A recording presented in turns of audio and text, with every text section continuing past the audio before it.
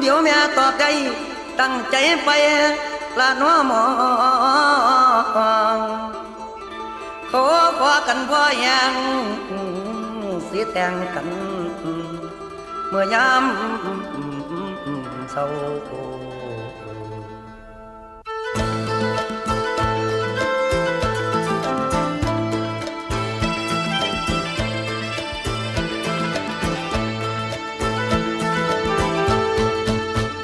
กลางวัน